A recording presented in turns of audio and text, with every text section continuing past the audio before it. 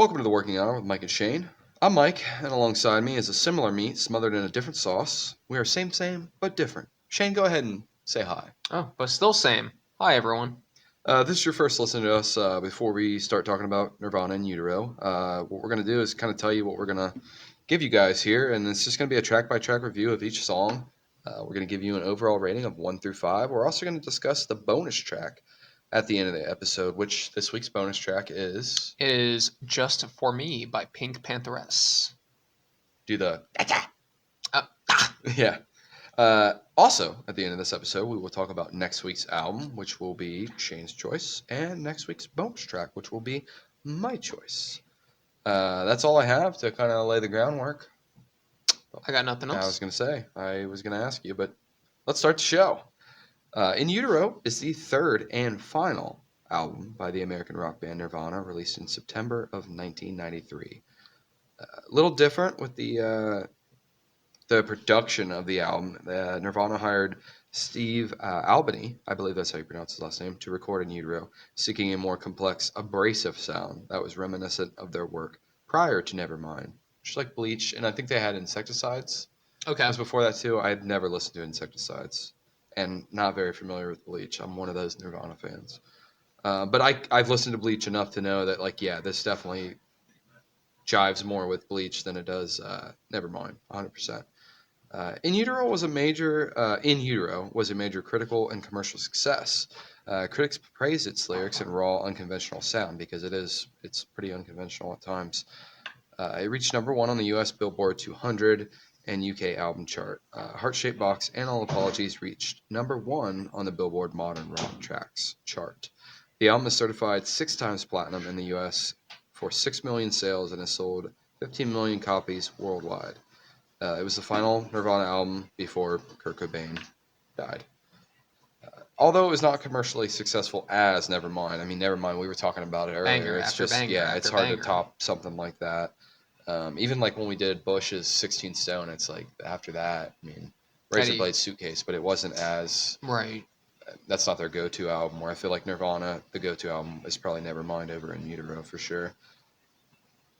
A lot of people found it inferior to Nevermind, is like what I was saying. Uh, The Times' Christopher John Farley stated in his review, despite the fears of some alternative rock music fans, Nirvana hasn't gone mainstream, though this potent new album may once again force the mainstream to go Nirvana. Which I thought was a pretty neat quote, because it's like, I think that's why the album sold so much, is I think people were just curious, like, what was next for the band. Yeah. There's 4 singles released from the album. We have Heart Shaped Box, All Apologies, and Rape Me, which were released together. And then we have Pennyroyal Tea as the final single from the album. That is all I have on the intro to the album. Do you have anything to add? I think that I guess one thing that I kind of overlooked was the fact that Kurt Cobain died in 1994. So I mean, the year that this was released was the year that Radiohead's first album came out. Like it, it was pretty early on. This was a while ago that this came out. Yeah, just like I kind of forgot how like early into the 90s it was. And I kind of did get the feeling, even being like not the biggest fan of Nirvana, like I don't dislike them, but between the two of us, you're by Yeah. far Oh, the there was a bigger. time period where it was like Nevermind and In Utero. Like, I have physical copies of both. Yeah. No, there was I mean, clearly between the two of us, you were the bigger fan. I just never really took the time to really delve into them like that. But I mean, just from what I had gathered, it seemed like In Utero was more of just like, let's go back to like our initial album sound being a little like rough around the edges, in a good way. I even to the point that I kind of asked you, it's like, was Nevermind like a studio album, because it's just consistently like banger, banger, Yeah. banger, It's banger, a very banger, pop commercial, layered album. Like, commercial. I never really understood that until it was explained to me. Like, it's very poppy, and that's why it got so mainstream, because it's just, even the bass lines in Utero at times, um, they're very pop sounding, where if you just do isolated Hmm. bass lines, it's like, boom, boom. It's just very upbeat and clubby. And I think that's what makes a lot. There's a few songs on this album that are like that, Nevermind isk. Okay, But but that is, I mean, that's pretty much all I got. all right, well, let's move to track number one. We have "Serve the Servants" with a runtime of 3 minutes 36 seconds. Song starts with a drum count in before like just a blam noise from multiple instruments. The main guitar riff, bass, and percussion start. It's catchy musically on the intro. I mean, it's nothing crazy. It's a nice distorted song or a nice distorted sound till we get the vocals, which start around the 23-second mark. Kurt's opening vocals are fine. The track to me doesn't really get catchy until he goes into the harmony a little bit later on in the song, which is the serve the servants. Oh no, serve the servants. And it's repeated 2 more times after that. But it flows really good with the increased presence of the bass and the main guitar. Um, and Nirvana, I mean, I don't think we need to say it, but it's only three fellas. Mm-hmm. So there's not a lot going on, which similar to when we did the Black Keys. Two. Yeah, 2 guys. I'm pretty sure. I mean, Blue Brigada was 2, the brothers. So it's just neat that there's only 3 guys, and it's still pretty wild what they can do musically. Yeah. Yeah. Even Because this they're album, like this album is not as polished as Nevermind, but there's their range and like some of the tracks, even with like the guitar feedback, like we were talking about. While it's not great, it's like, I mean, this album sold this many copies, and they're giving you 30 seconds of solid guitar feedback, and it's still people love it. yeah. The percussion is kind of mellow for what's to come, and like just what we know of Dave Grohl on drums. The guy hits the drums really hard at times, especially parts of Nevermind, but on this album too, 100%. As this album, I think, is a little more punky and grungier at times for sure.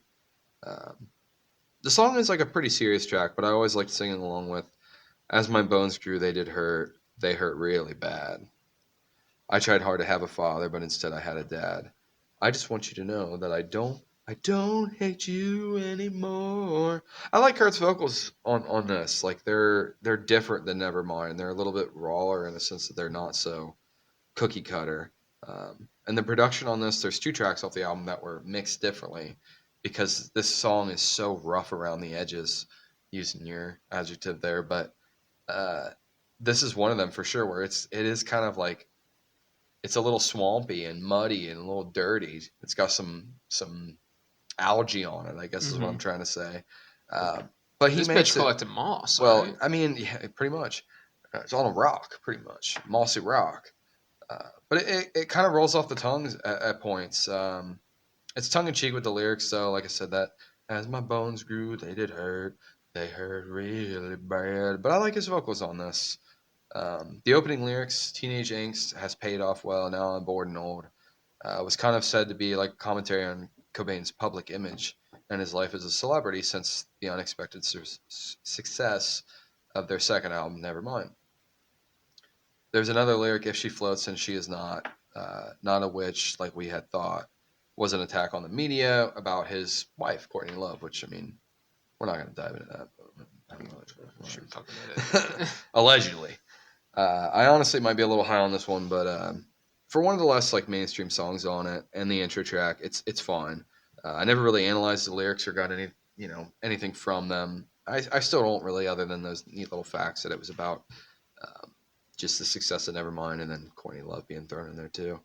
Um, but I like a song with a little bit of context and a catchy sound, and this track kind of has both. I didn't give it a crazy high score, but even like my first listen to the album, which it probably been like 5 or 6 years since I'd heard this song, maybe even longer.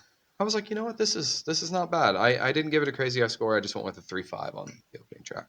Okay. So yeah. Song opens with like a 1, 2, 3 from the drumsticks before getting hit with a wild wall of sound before the song really finds its footing musically. Between the heavy drum beats and the erratic electric guitar, Cobain coming in on vocals around 20 seconds in. This is by no means a jab at Kurt's vocals. They have an almost sort of whine to them at points.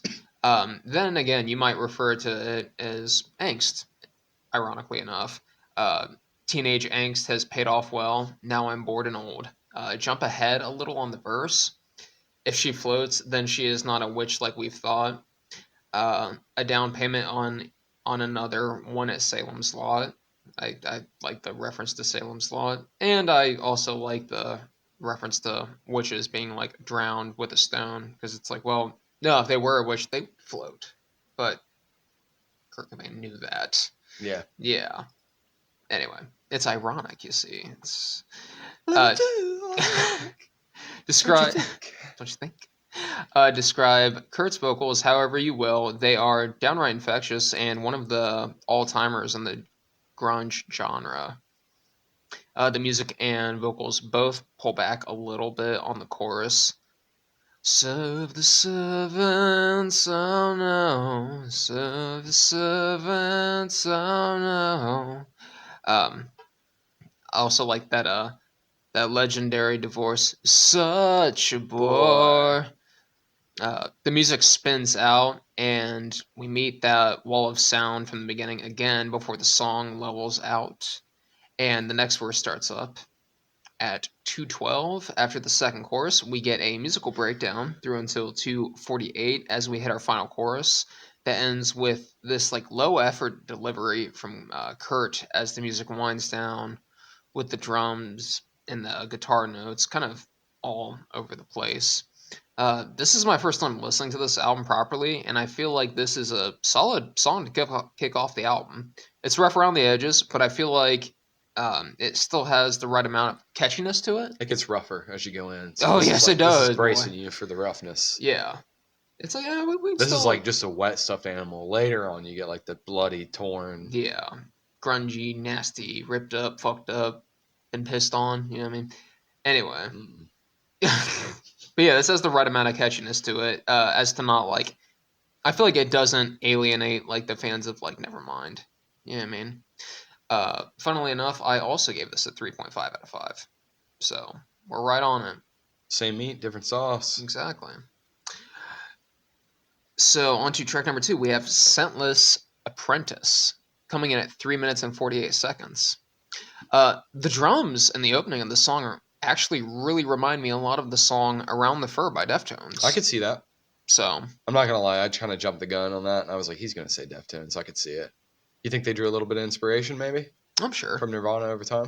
Yeah. I mean, I feel like a lot of bands. So like, And I I mean, mean, like, Deftones was around then, though, right? Deftones didn't have their first album until 95. Okay, so So I want to say like 97 is when, that's 97 or possible. 98 is whenever Around the Fur came out. So they very well like could have listened to this and been like, eh. Um, Plus, Deftones was also from out west, so it would make sense. The electric guitar comes in with a very metallic, it comes in sounding very metallic before becoming a little bit more heavy in its riff. When the vocals hit, they're kind of buried by all this music and have a sound of coming through like it sounds like they're coming through a microphone. The vocals have a real roughness and angst to them, but they don't seem out of place among Nirvana's contemporaries. During some of the more plainly sung and clear deliveries, it reminded me a little bit of Bush, just a little bit. Uh, like most babies smell like butter, his smell smelled like no other. He was born scentless and senseless. He was born a scentless apprentice. The guitar and drums start to build and build for about 15 seconds before the song takes a sharp as hell turn. The drumming really taking off and the guitars get metallic again. Kurt's delivery is absolutely wild and screamed and squealed.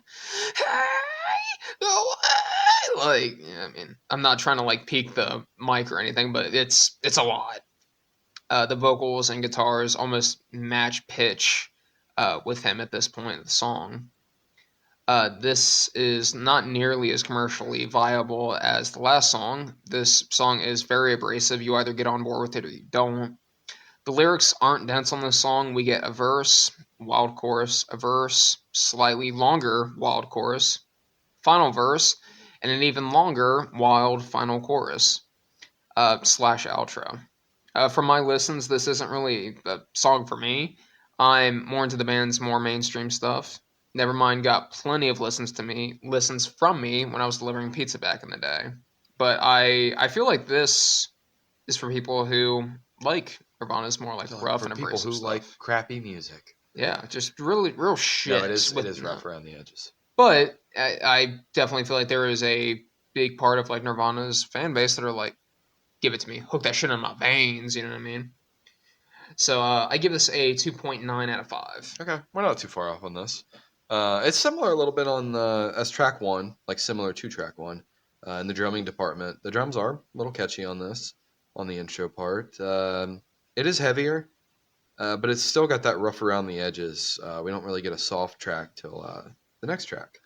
But there's a lot of distorted, heavy guitar distortion sound that makes it a little bit different than track one. I'm not really fond of this track either myself. It's one of my lower scoring tracks, but it's fine.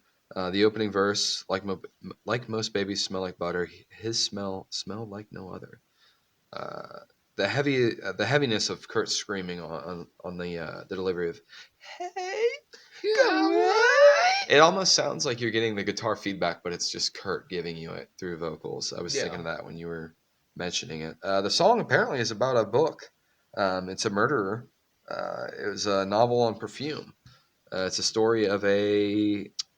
It's a historical horror novel about a perfumer's apprentice born with no body odor of his own, but with a highly developed sense of smell, and who attempts to create an ultimate perfume by killing a virginal woman and taking their scent. Okay. So, I mean, that's something up Kurt's alley, I feel like, and especially with In Utero. Like, he was very big into, like, birth and pregnancy and stuff like that. Like, I mean, you look at the album art even, Sure. it's neat. The song gets a little better after, like, the quarter way through it, halfway mark. It does utilize some patches of an instrumental before going back in with the vocals.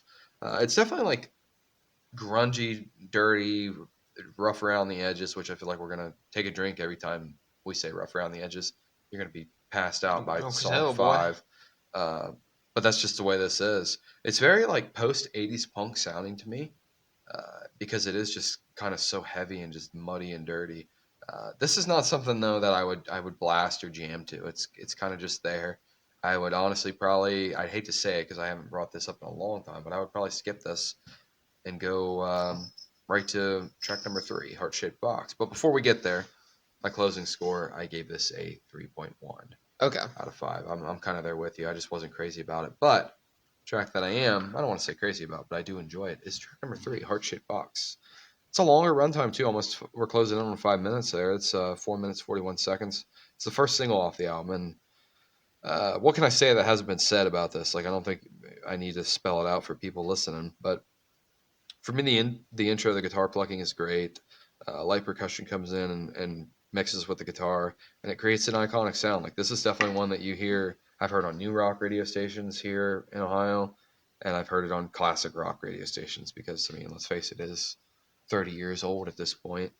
Um, but it's really good. This the space though between the sound of track two, even track one to track three, is huge. Like there's a lot of ground that they cover there. Heart Shaped Box still amps up though with the delivery of "Hey, wait, I've got a new complaint." It's good, and I like the way Kurt sounds in the opening. Even she eyes me like a Pisces when I'm weak. It's soft, and again, it's so different than the first two tracks. Um, this was one of the two tracks though that I mentioned in the intro of the album. This was remixed by Scott Litt due to the Geffen executives because this was a Geffen record. They didn't like the mixing by the producer Steve Albany because he was too rough around the edges, what we keep saying. So that's why this is a little softer. Um, my favorite section though, and I like the writing, and it's so cram packed that it was really hard for me to like understand it growing up. I mean, I've known this album for a long time, but then once you hear it and you read it with the lyrics, but cut myself on angel hair and baby's breath, broken hymen of your highness, I'm left black, throw down your umbilical noose so I can climb right back. And then it goes right back into the heaviness of, hey, wait, I've got a new complaint. I like how the percussion really comes along too during the ending of "So I Can Climb Right Back." Like it's just amping up. I saw a lot of people referencing the meaning of this song to Courtney's her box. You know what I'm Sure. talking about. I never, honestly, never even thought of that. I always thought it was. I kind of thought it was more of a heroin song than anything. I didn't see a whole lot about that, but I also saw people with the lyric "Magnet Tar Pit Trap." That was also Courtney's. Yeah, it's Yeah, but it was also apparently, and I didn't quote a lot of this, but Kurt apparently has said that it's about kids with cancer and how it tears him up to see them, but I didn't really read a whole lot more into that. But it's like it's either about his wife's hooch or kids with cancer. So Okay. you be And the it could really decision. be either, It knowing could him. be maybe Courtney had cancer when she was a kid, and anyways, Yes. I didn't give this a crazy high score. I mean, I could see where people would go higher on this. I gave this a 3.8 out of 5 because I do like it, but again, it's not something I would listen to every day. Okay. I may have gone like a little higher on this than I would have generally. Maybe it was just the fact that like it's this album that it's off of. If this was off of like Nevermind, I might have given this like a lower score. But anyway, You're like 4.6 on this. It's the only good thing. 4.9 actually. All right, finally a song that I'm familiar with off this album. I remember seeing the video for this song like for the first time and thinking like, shit, like I've never seen the video for it. Kurt's eyes are really fucking blue. Yeah, he does have super blue eyes. Piercing. Kind of cute. More of a green eye kind of guy myself, but that's just me. I really love the quiet opening with the guitar, the bass, before like the more soft drums and Kurt's vocals come in. It is such a low and moody opening. She eyes me like a Pisces when I'm weak. I've been locked inside her heart-shaped box for weeks. This quiet opening is perfect setup for the exploding chorus, not only musically but vocally too. Hey, The cat just ended up in my wait. lap, and I literally just had a pain. I'm sorry. You good? I Startle you? spazzed. No, it did. I was like, "What is that?" It's a cat. Just give her a smack across the. No, she's fine. No, no. She's fine. I'm sorry. I didn't mean to interrupt. She's baby. Um, yeah, I feel like the quiet opening is perfect setup for the exploding chorus, not just musically but vocally too. Hey, wait, I've got a new complaint. And I do like the line "Forever in debt to your priceless advice." Yeah, that's a cutthroat line. No, that's good. I always enjoyed the way Kurt delivered complaint, new complaint. Like, just the way he enunciates that sounds good. Puts a little stank on it. Coming off the chorus, we shift down to the quieter sound from earlier. The song follows this back and forth throughout. The end of the second verse, so I can climb right back, is a really it's a great transition back into the heavy chorus. Coming off the second chorus at 2:34, we get some more depth to the electric guitar, leading us into a instrumental with plenty of buzzing guitar. The um, the final chorus, there is some vocal layering, some rapid like thwacking of the drums, then the guitar like dragging out and scratching to close the track. This is like one of their most popular songs, and it's damn good. From my reviews so far, this is the most like commercial song. It being my favorite thus far is not really surprising. I gave this a 4 out of 5. Nice. On to track number 4, we have Rape Me coming in at 2 minutes and 50 seconds. There's like 4 like very light strums before the guitar gets going proper. It kind of reminds me of I don't know. Yeah, it smells like Teen Spirit. Yeah, for a second before Kurt's vocals Yeah, come in. a lot of people put that together. Yeah, and the guitar totally changes. Rape me, my friend. 28 seconds, the song explodes, the drums, the guitar, and the vocals becoming louder for the chorus. I'm not the only one. I'm not the only one. The lyrics on the song are they're repetitive. The only ones that are not repeated are the bridge. At 1:45, the verse is very softly delivered as the music pulls back. At 2:20, we get the outro repeating, "Red like just yelled in its delivery. The guitar has this way of like skipping and almost like sounding like digitally distorted as it winds down to close the song. Um, Coming in at like under 3 minutes, this isn't a particularly long song. It is repetitive, like I said, but it doesn't at any point get stale. You know what I mean? I gave this just a flat 3 out of 5. Okay. And I could potentially give it like a 3, like 2, but it's probably about as high as I'd go. I didn't really pick up on the "Smells Like Teen Spirit" riff sounding the same until I read it. I think on Reddit, people were talking about it. And I was like, well, now that I hear it, I definitely hear it. I'm like happy that I like came up with that on my own. I didn't look Naturally, into yeah. that. I'm like, Without, yeah.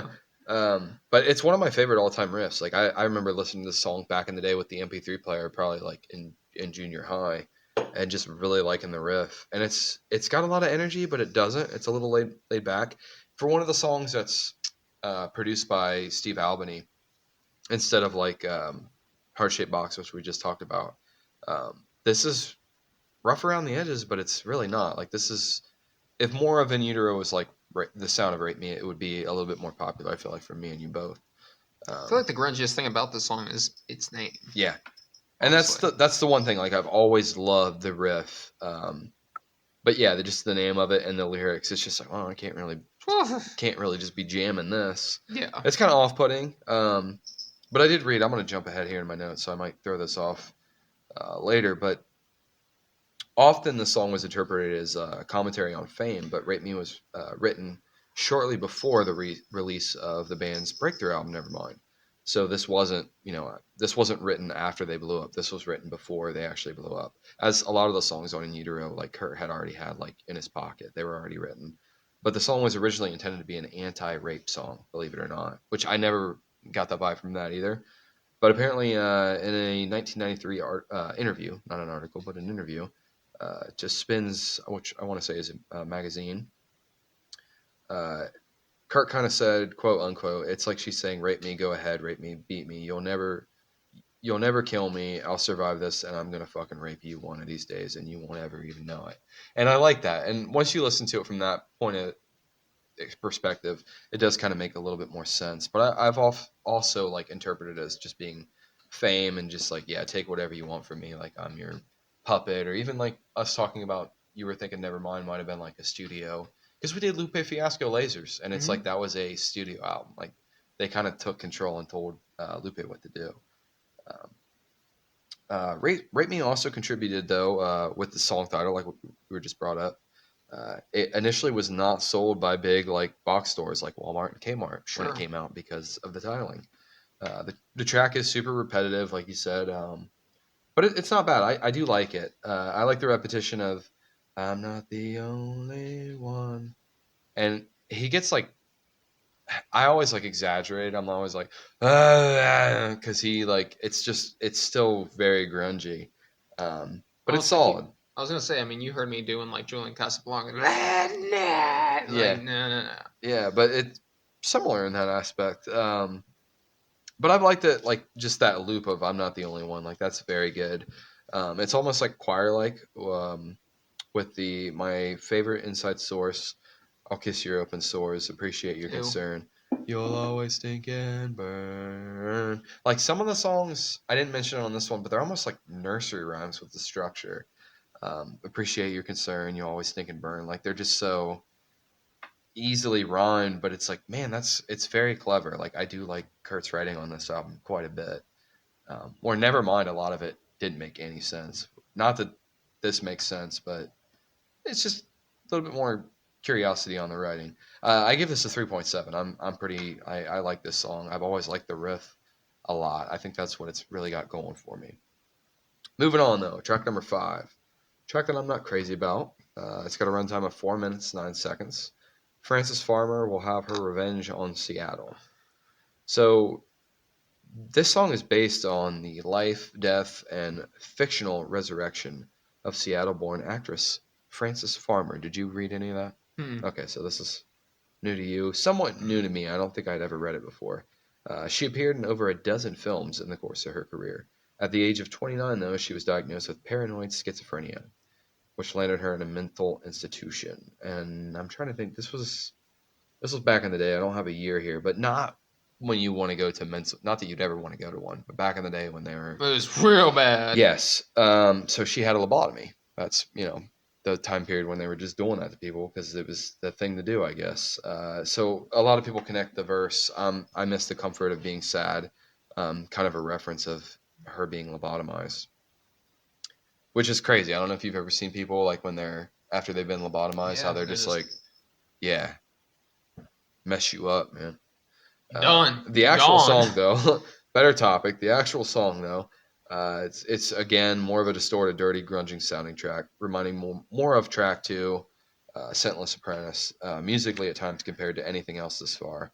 Um, Vocal delivery is more relatable to the previous track. The bass is more noticeable here. The intro before the percussion starts, it's really noticeable. Kurt's vocals start around 18 seconds. I do like his scratchiness of his vocals. It's so relieving to know that you're leaving as soon as you get paid. It again is a track that flows well, like the simple rhyming schemes. It's catchy. The chorus itself is catchy too. Even like I said with Kurt's scratchy vocals, it's not really rough. It's rough, but it's smoother sounding than what I think it should be. Um, the "I miss the comfort and being sad" is repeated a couple times, and that's where his vocals are very scratchy. But it's still good, and the guitar is banging pretty hard too. It's not like overly complicated at all. The percussion too is really catchy and functional, or functional. Yeah, bass is really noticeable. Again, during the "I miss the comfort of being sad," there's just a lot going on with the delivery of that. Track again uses quite a bit of repetition and recycles itself about halfway through. But it does feel a little more aggressive, and it just comes. I feel like it's when you do the first shot versus you do the second one. On the second time going back through this, it's a little easier to digest. And I feel like I was a little bit more into it on the second go around because I was a little bit more amped up. I always like the delivery of Kurt when he says, "Our favorite patient, a display of patience, disease covered, pungent sound." The way he just delivers all that, and also just patient and patience together, Hmm. that is, it's just neat to see them follow each other on verses. 2:23 to the 3 minute mark, we get a nice little instrumental break. Creates a nice little jam session, which we really haven't got from the band at this point in the album. Musically, I think it's a good showcase of like the range of sound and what they're capable of, especially coming off of Heart Shaped Box. It's nice. I mean, that was two tracks before, but still, like, it's just showing you the range that they have, which I think there's a lot more range covered on this album than there was on Nevermind. Uh, this again, though, is a song that I'm not crazy about. I can't really give it a low score because multiple times I'm like, the intro on it's not that great. They didn't get me in the first half, but the last minute and a half, the last minute to a minute and a half, always kind of gets me vibing. So it's a song that kind of gets sweeter as it goes for me. I didn't go anything crazy high on this, but I did give it a 3.5. Okay. So I got a quiet electric guitar to open with the occasional random little twang from the guitar before popping at 13 seconds. Kurt's vocals are very clear and sound very close. It's all leaving now that you're leaving. Soon as you get paid. It's so relaxing to hear that you're asking whenever you get your way.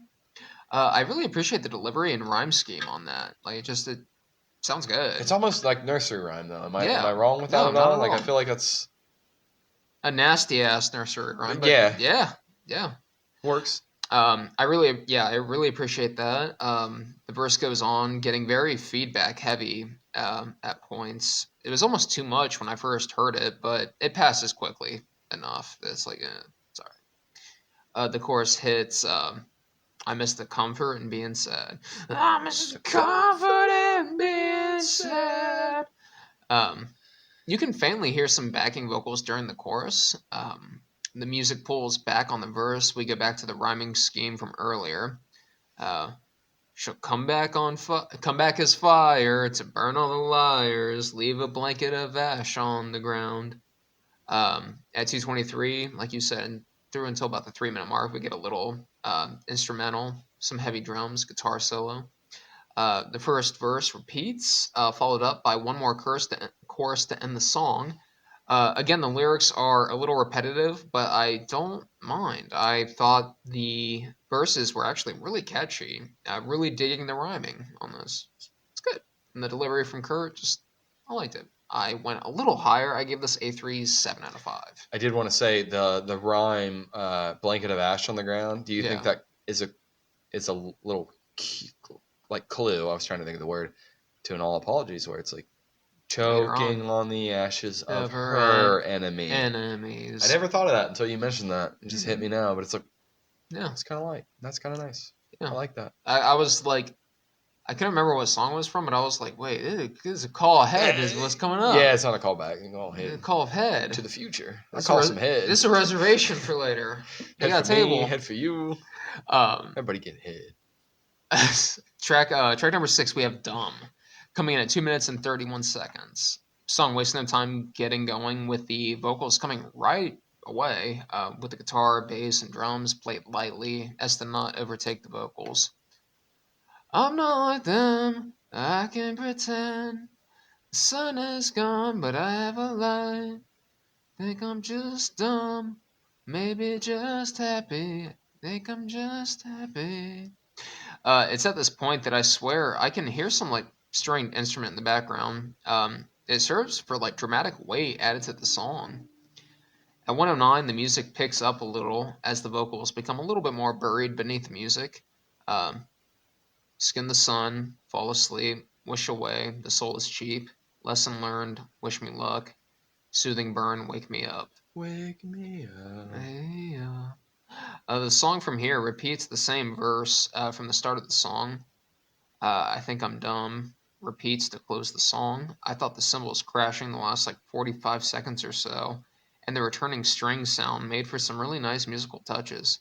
I was surprised given what we had heard thus far from the album. I really thought this was going to pop at some point, but it never really did.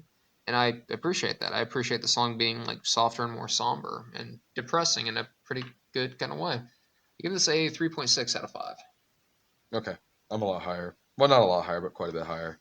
This is one of my favorite songs on the album, though.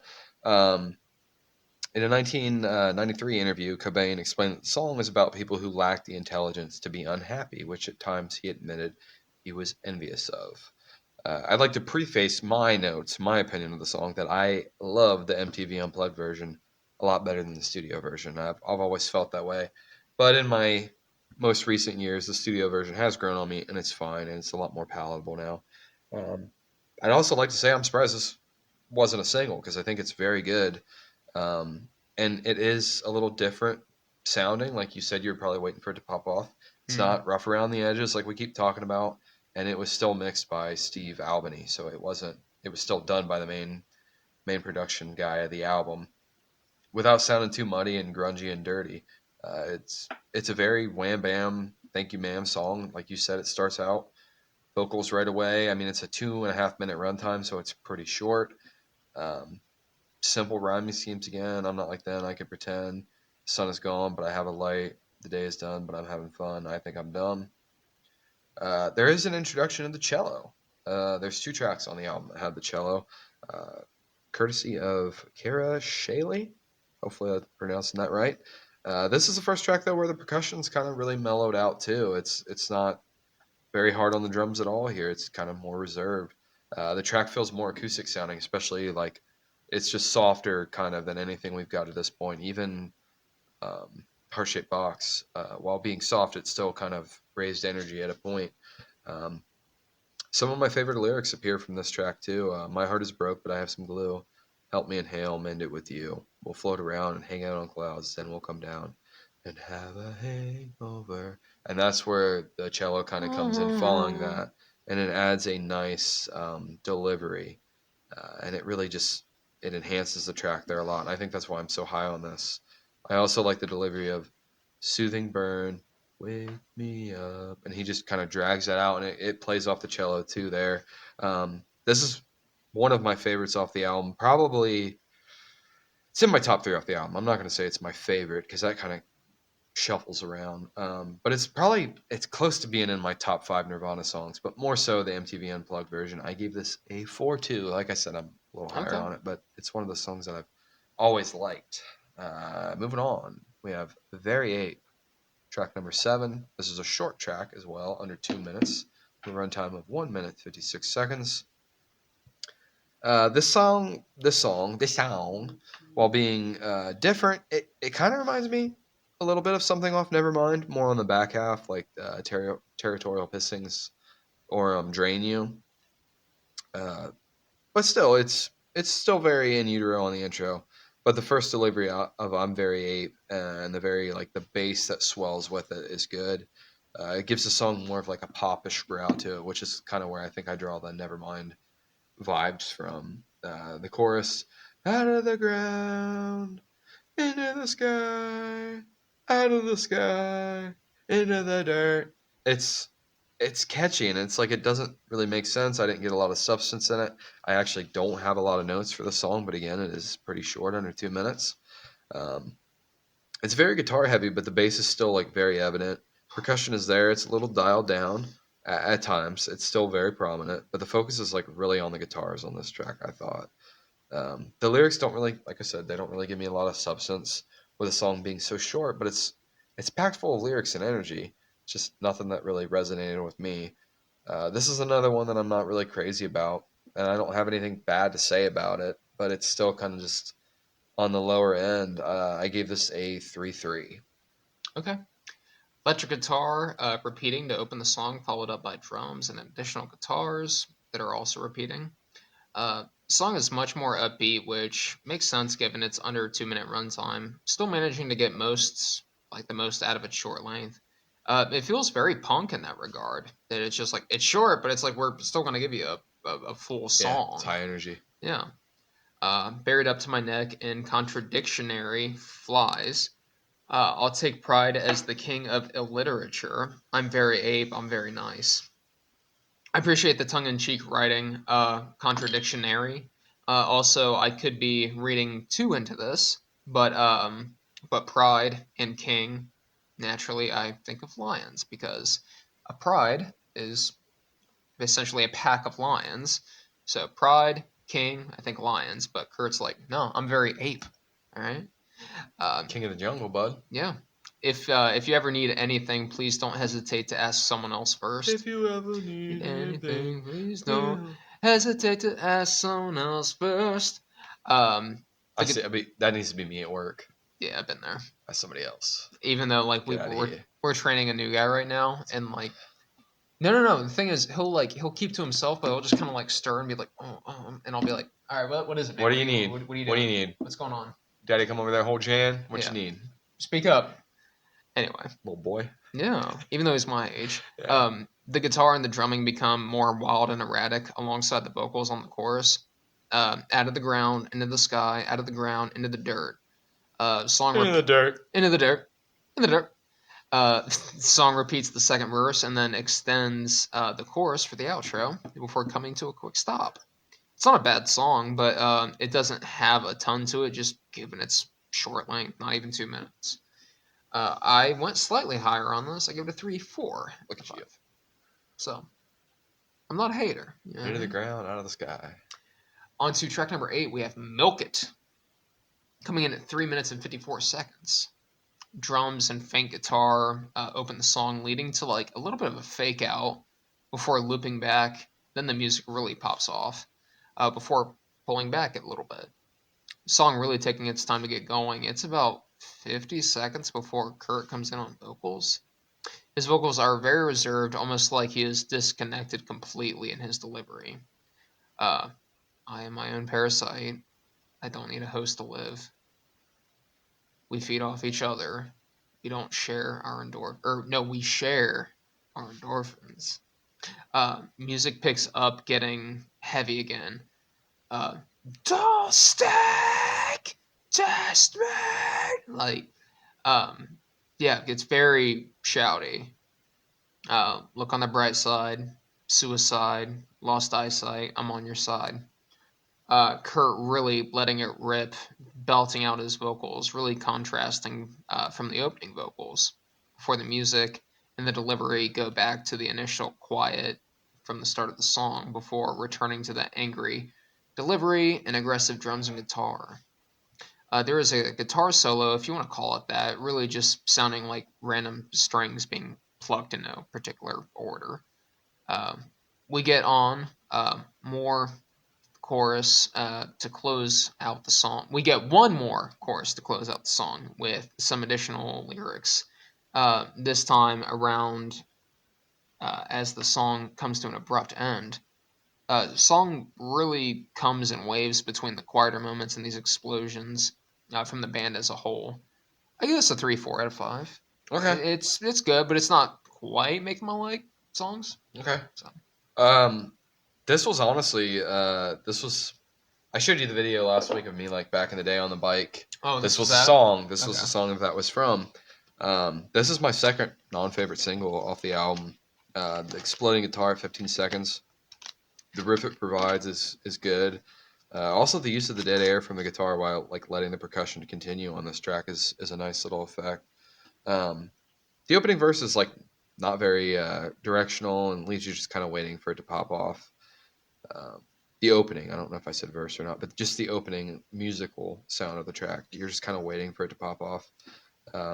It's a nice transfer in though, with like a heavy feel to it. It's very distorted again and punky sounding.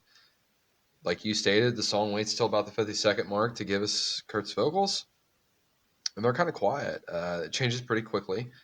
Um, with some of like what I think is like the best screaming off the album with the doll steak, test meat, and on the last verse, I want to say it's the last verse because this is one of the songs I was telling you I was jamming out to In Utero last night.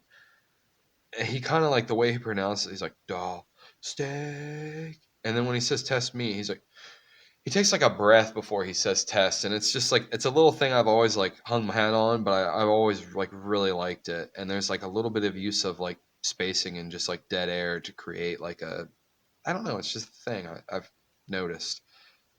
It's one of the heavier, high energy songs on the album, but it does kind of mellow back down, and Kurt kind of goes back to the quiet delivery that we got in the opening portion of the track. It's another song that delivers the vocals with a nice bass line like in the background.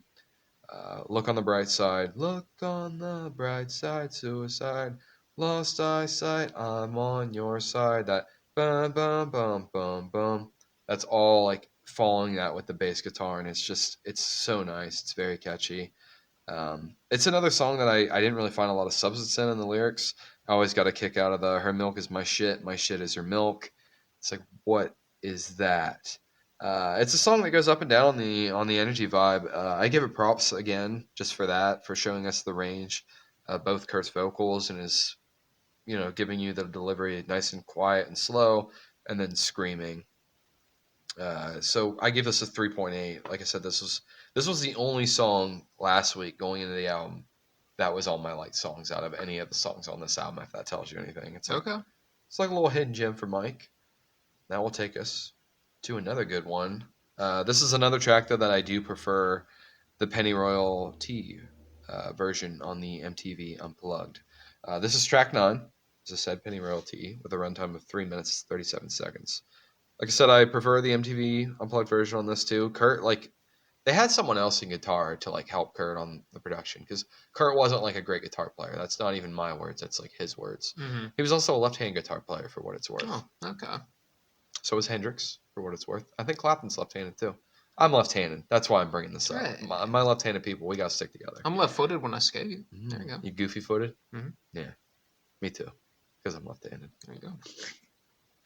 Uh, But on Penny Royalty in the MTV Unplugged version, he makes like a couple mistakes with the guitar on the solo, and it's like my favorite point in the song, just because he does make a mistake. But he's so into it, and this is one that I think is a little bit more emotional and personal. I don't know if you heard it, but there's like on the opening, you can hear Kurt like clear his throat. I don't know if you picked up on Mm-hmm. that. I didn't pick up Yeah. on it until I was like out in the garage last night, and I listened to it at like a pretty like loud volume, and I was like, oh, okay. I never Okay. really paid attention to it before, but I like that. Um, and just the opening of it, it's very quiet, and it's kind of I don't know, it's like vulnerable the way he says it. I'm on my time, everyone. It's like, what do you got, Kurt? What do you got? I have very bad posture. He apparently did have scoliosis, though. Okay. I saw someone on Reddit being like, "Why you think that's funny?" It's like it's just funny that he says that in a song. I have very bad posture, and it sounds so good, and then it flows into it's catchy. It's catchy as hell. Yeah. It meshes so well later on in the track with "I'm on warm milk" and laxatives, cherry flavored antacids. This song was also remixed by Scott Litt, who, as I mentioned, reshaped Heart Shaped Box and also All Apologies. So there's 3 songs. I think earlier I said there was 2. My bad. I really like the writing on this track, as well as like Dumb, as I mentioned. I could almost like pull, and I almost did pull like every lyric off this song, but I kind of stopped at what I'd already given you at this point because it does kind of repeat the lyrics. Um, One of the things I read that was kind of I thought was funny is someone was saying the first time they heard this song they thought it was like penny as in like the 1 cent like just a penny, Sure. and then royalty like what musicians get from music like just penny Ah, royalty. penny It's like I mean that's kind royalty. of funny. Uh, That would but be something that Kurt would write. I don't know. I could see it. it's Yeah, funny how it goes. But penny royalty I guess was actually it's like a poison Hmm. that women would take to like when they were pregnant to Kill like the baby. yes more or Damn. less.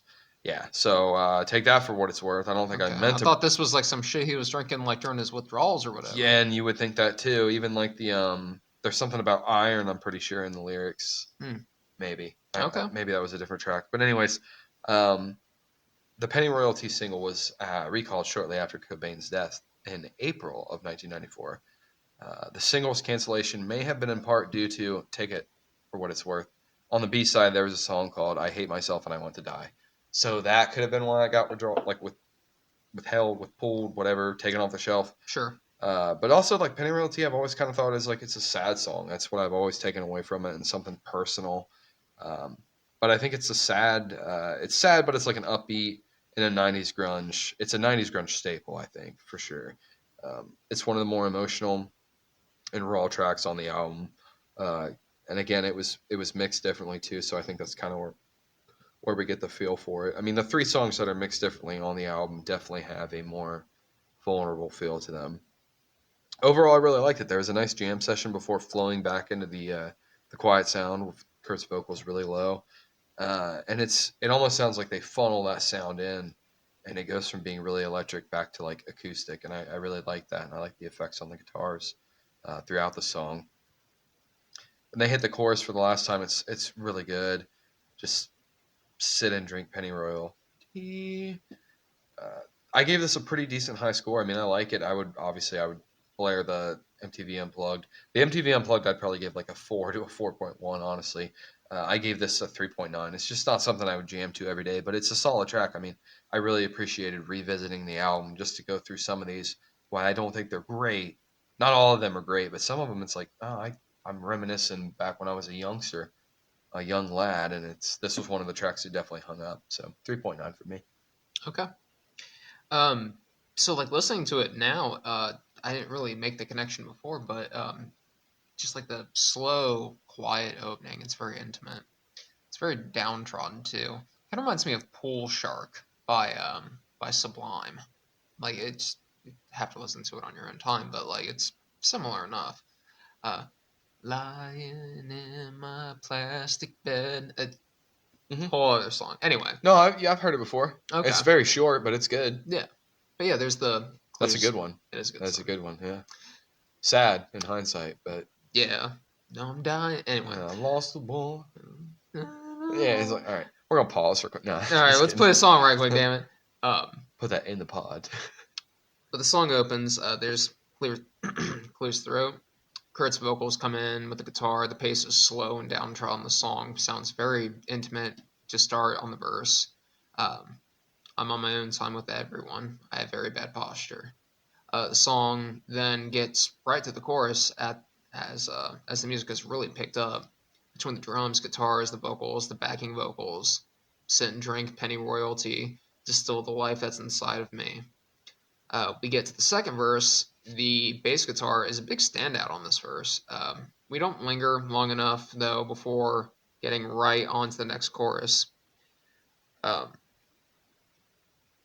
Verses throughout the song only being like 2 lines each. 147, we get a guitar solo which replicates the delivery of the chorus. Like Just like 220, that. just like that. Spot on, dude. I couldn't have Spot done it on. better. Spot on.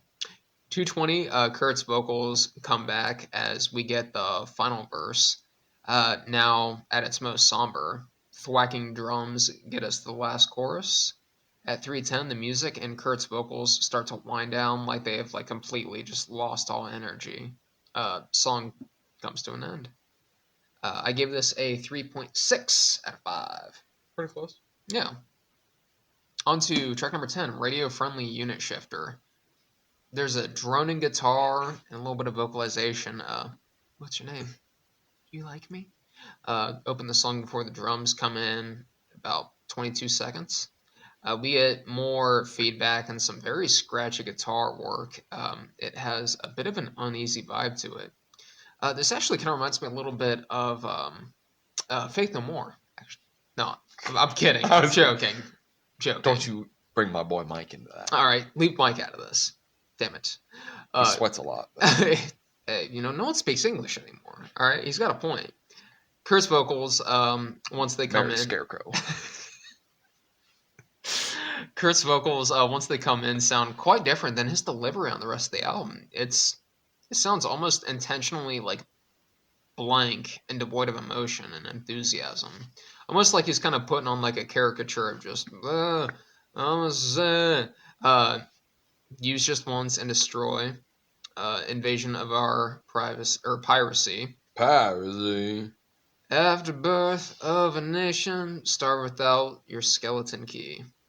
The bridge has some of the most lively delivery off this track. Hate your enemies, save your friends, find your place, and speak the truth. The chorus raps and the lyrics on this song before we get about a minute and a half of instrumental breakdown to close out the song. This album has had plenty of moments musically that come off as very intentionally unappealing. The drumming, the guitar picking, as we get plenty of scratching and droning from the guitar. I only gave this like a 3 out of 5. I could go a little higher because I know it's coming next, but Shane, what is a radio unit shifter and why is it friendly? I don't know. Yeah, neither do I. I'm kind of in the same boat. I'm not crazy about this track. It's a lot of guitar distortion on the intro. The drum beat kind of guides us in around 20 seconds.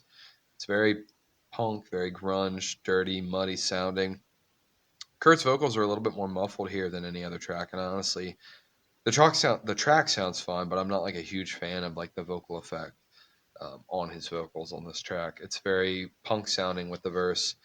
I love you for what I am not. I do not want what I have got. A blanket acne with cigarette burns. Speak at once while taking turns. His vocals are deeper too on this, like his delivery. I love you for what I am not. Yeah, boom, boom, boom. Elvis here. Thank you. Fat Elvis here. Yeah. Hey, how you doing? Chunky. All right. Damn. A little hot in here, ain't it? I'm sweating. It's like I need my coke. Get it. Decide what you want to be. Pull it back. um, the vocals are, like I said, deep tone, not so much Elvis-y, like I was giving you guys, but it's a nice, like, tight 90s rock sound. Are you laughing at me or something else? It's a come down bit about Elvis. He's like, don't let that cum get on my blue suede shoes. Well, I've never had sex. I've always been gay. Like, that's it. I mean, I can see Elvis. You never watched any of his movies back in the days, did you? Hey, you know what? I'm looking at him. I'm like, you awful pretty. That's for sure. Damn, I boy. might have to watch a few minutes of that. See what that looks like. Where's Paul? I've seen your dad. All right. It's a shame you've got to watch this, dude. It's pure cinema. I also wasn't crazy on the guitar distortion, the screeching sounds. Uses effects at times, but I totally get while it fits the vibe of the song, like me and you were talking earlier off mic about it. Just points to the album. I think we were talking about a different song, but this song too features that guitar. Like it's not the most attractive sound. It's a long track too, with like a long instrumental breakdown. That, while impressive for how it turned into something pretty catchy, like I didn't really like it in the beginning, but it kind of won me over towards the end. It reminded me of like the scratchiness of it reminded me something of from like Van Halen from like the 80s, where it's just like very distortiony, scratchy. I thought I had a note in here that it sounded like Oh, I'm drawing a blank on it now. The Offspring, but I don't think that was this track. Anyways, I'm not gonna sugarcoat it though. This is one of my like least favorite songs on the album. Overall, at times it's pretty solid. Like I wouldn't skip it like I would Scentless Apprentice because I'm not very high on Scentless Apprentice at all. I gave this a 3.4 out of 5, which honestly I could go a little lower on that, maybe a 3.2, 3.3. But we're gonna move on. Don't matter now. We're on to track number 11, Tourette's, with a runtime of very short. Here we have 1 minute 35 seconds. I like the moderate rock on the intro. It's catchy. Almost, it's kind of almost like funny to me the way that Kurt says it. I can almost like picturing him in an interview with a cigarette, being like, he hits his cigarette and he's like, "Moderate rock is," and then just rambles on. So it's catchy. I almost feel like I want to believe that was like taken from him actually talking in the studio, and they just threw it in there or something. Probably not. That's what I want though. Um, it's polar opposite to with its runtime versus the previous track. While the previous track was very long, this one being short, it's this track, Tourette's, carries a heavy punk sound, similar to the previous track, with the guitar and the percussion. Once once this track starts, along with the bass, then you add Kurt screaming, and it's kind of hard to understand the vocals. Yeah. That first verse is really hard to decipher, other than the "Hey, ah!" Yeah, pretty much. It's I like it in a way. Like I'm probably a little high on it. I never really listened to the song with the lyrics, and honestly, I never knew what they were saying, what Kurt was saying, which I mean, makes sense. It's very hard to understand.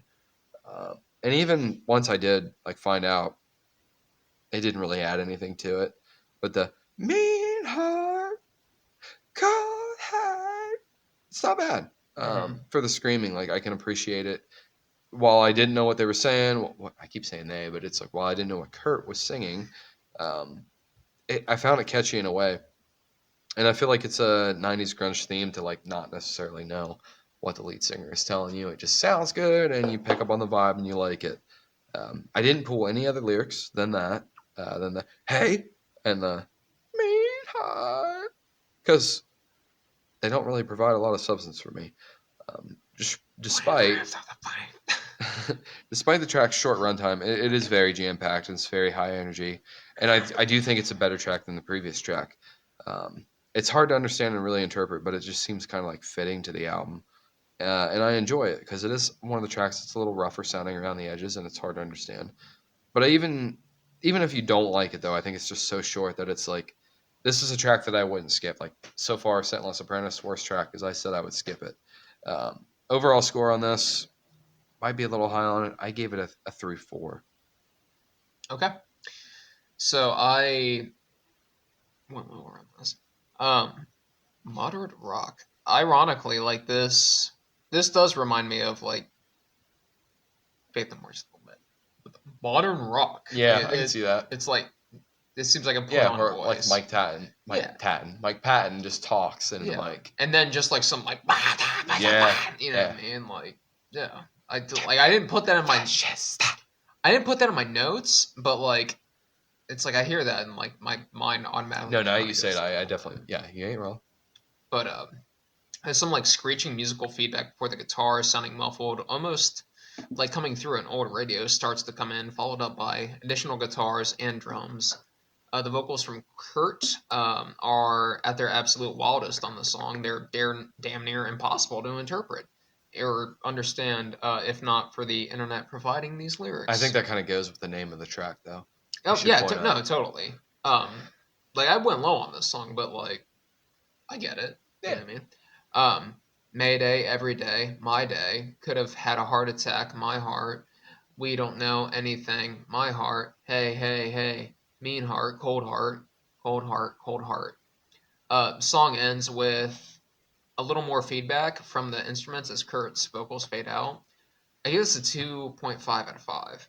Not a fun listen at all. But I get that's the point.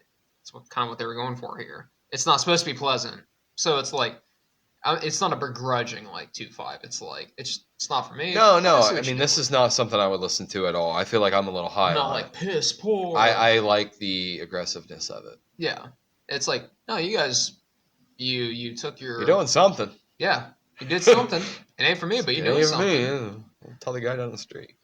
That dumbass. Track number 12, we get All Apologies. It's a Sorry. single. It is a single. It's the final single. Ready to mingle. 3 minutes and 53 seconds. For the final track, we get what is easily my favorite song off the album. What you been waiting for, huh? Oh, yeah. No, I've been waiting for the bonus track, actually. You're like, fuck this No, shit. no.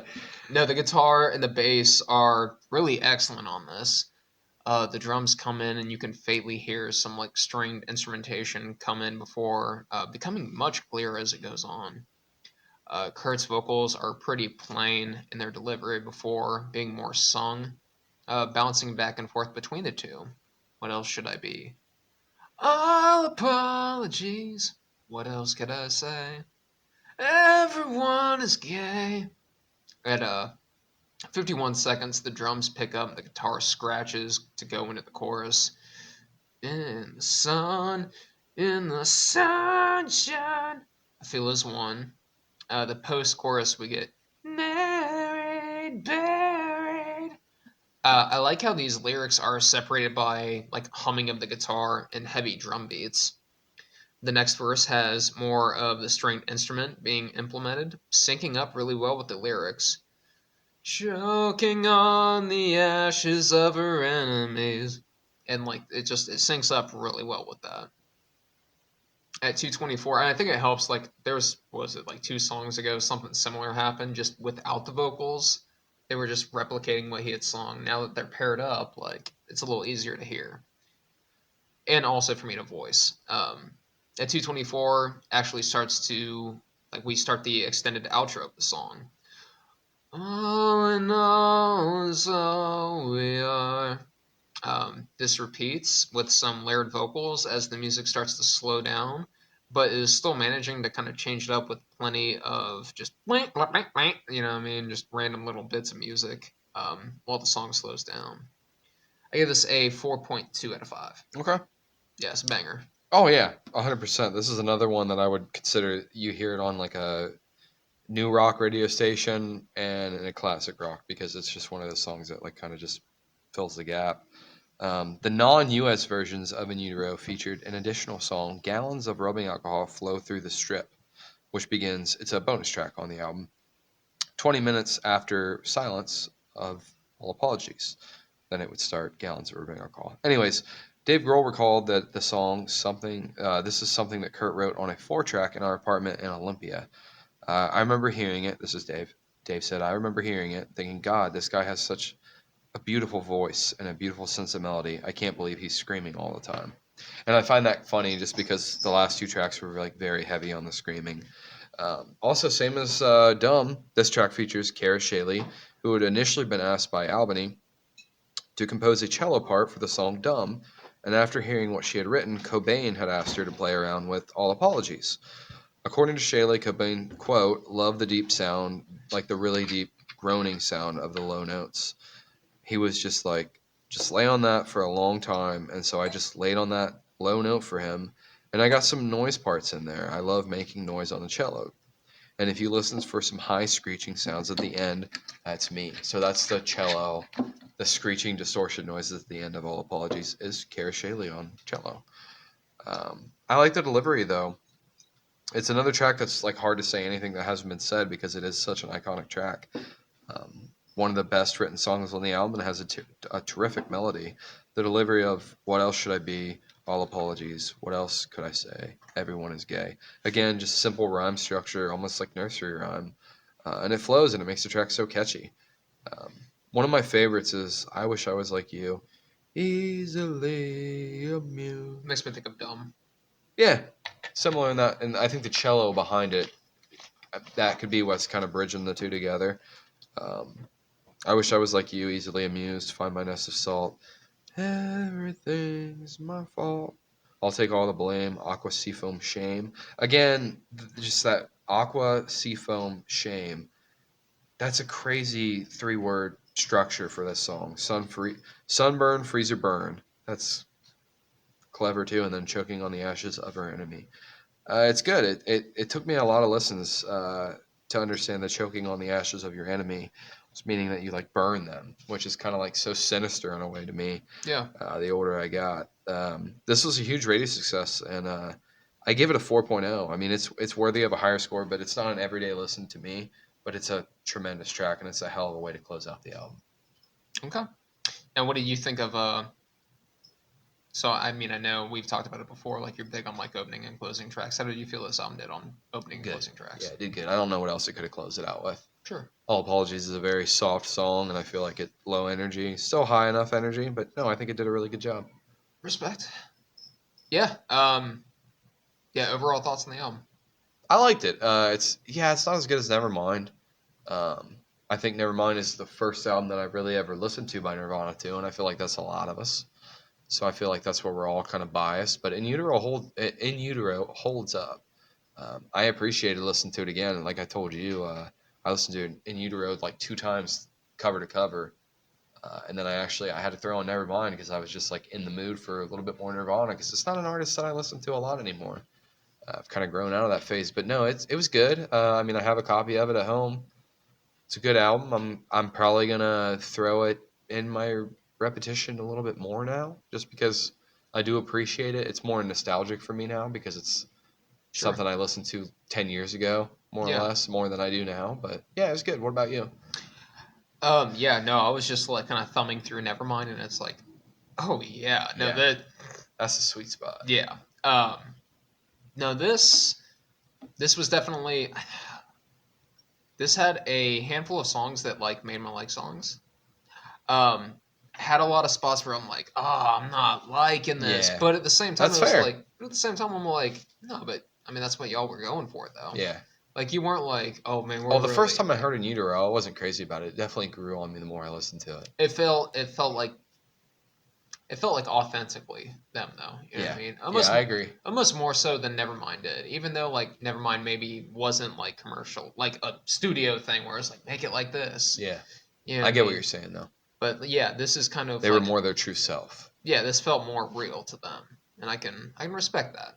So like while it wasn't like glowing across the board for me, and it had some low spots, it's like I ain't mad at you about it though. It's like no, you're doing you. And it has like some songs that I really like by them, so I can't be mad at it. And also, I don't know, just the fact that it's like the last album that they did together. It's Yeah. interesting. Yeah, that's it's not for nothing. Anyway, Let's take a quick break though. We'll all come right, back with a bonus and set up next week's show. let's do it. We'll be right back, guys. And we are back. All right, time to wrap this up. We got the bonus track. The bonus track is "Just for Me" by Pink Pantheress, coming in at 1 minute and 56 seconds. Mike, why don't you go ahead and go first on this? This song, I just want to preface it with the fact that it did grow on me from the first few listens. I want to say we listened to it last week. After Mhm. the pod, we usually play the bonus because usually one of us is not familiar with it. That's kind of I don't want to say that's the purpose of the bonus track, but it did grow on me definitely compared to that first listen. I wasn't crazy the first time you played it. The intro sounds like a little bit of just some string instruments before we get like it does get very electronic. There's a nice like dead air spot around the 8 to 9 second mark where like at one point today it like I don't know, it threw me for a loop just the one time. It only happened once, but I was like, somebody calling me? Like I thought my phone like the music cut off and it was Right. like, oh, it's just a song, dummy. But it reminds me of something from like our junior high, me and you, or our early high school days, like '08 to like the 2010s ish pop Yeah. sound, even though it's 2021. But apparently that's the sound that she was kind of going for. Um, the song is catchy though, with the repetition of just one word, pretty much. I'm obsessed with you in a way that I can't believe. When you wipe your tears, do you wipe them just for me? Me, me, me. And Me. it's very basic, but it utilizes a repetition of the me, and other verses too. Not so much that wordage, but just like anything Just us two, ease, two, need. two, two, Yeah. two. I'm pleading on my knees, knees, knees, knees. It's your touch that I need, need, Need, need, need, need. need. Yeah. Yeah, it's good in that aspect. Also, around the 55-second mark, there's a verse. I followed you today. I was in my car. There's like a horn in the background. Yeah, it's like okay, I kind of like that. Song seems pretty innocent, but like me and you were talking earlier off mic, it's once I analyze it, it's like man, that's kind of a This is a little stalkerish. Hmm. I also read that, like on her wiki page, that this was someone inspired by Eminem's song "Stan," which kind of I could see the two contrast with each other. Um, I like the track, and like I said, it's grown on me, but it's still not like 100% my cup of tea. But in the right setting, I could see it popping off. And I mean, this is something. It's a track you can't really be like. You can't be mad listening to this. Like it's very Sure. upbeat. Like if you are mad listening to this, you're a sour puss. Like I mean, Right. it's kind of funny in a way, and it's cute, catchy, tongue in cheek. I didn't really put a lot into it, like not a lot of weight into it, but I still gave it a decent score. I mean, I gave it a 3.8.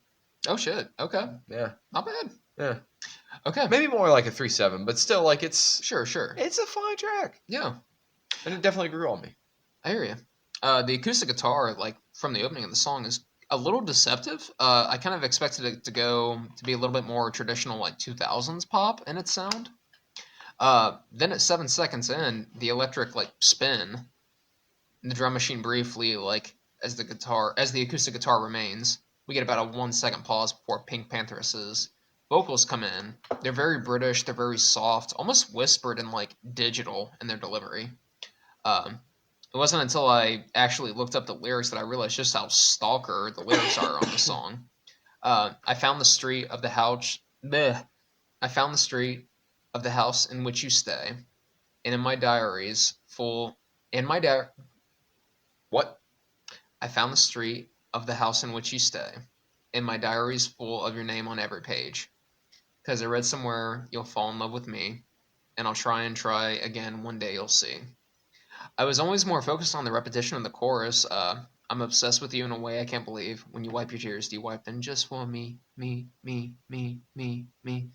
The song also starts to implement some sound effects that go with like as the lyrics go on. Uh, her like following a person she's obsessed with in her car. The beep beep. Also the passing of cars as well. The second verse again, it's obsessive but also kind of endearing, wanting to show the person that she's obsessed with the song that she wrote just for them, and that there's no point in other people hearing it. It's like, no, I wrote this just for you. I also really enjoyed the bass and the beat drop right after the start of the chorus. The song ends with the spinning, and the music starts playing in reverse as we get a just for me. Uh, from what I've heard from her, this is my favorite song by Pink Pantheress. It's short, it doesn't waste any of your time. The chorus has a catchiness, like head bob nature to it with its repetitiveness. I also like the digital and acoustic music in it. I think it's very well balanced and well done. I gave this a 3.6 out of 5. So, all right. Yeah. Anyway, next week's album, we are going to be doing The Bends by Radiohead. I knew that already. I was like sitting here over, and oh, yeah, we already talked about that. Bonus track. We're going to be doing "Cool Cat" by Queen. By Queen. Okay. By Queen. Cool Cat by Queen. You got it. Consider it done. All right, folks. Well, we hope you enjoyed this episode of The Working Hour. And until next time. Don't work too hard now.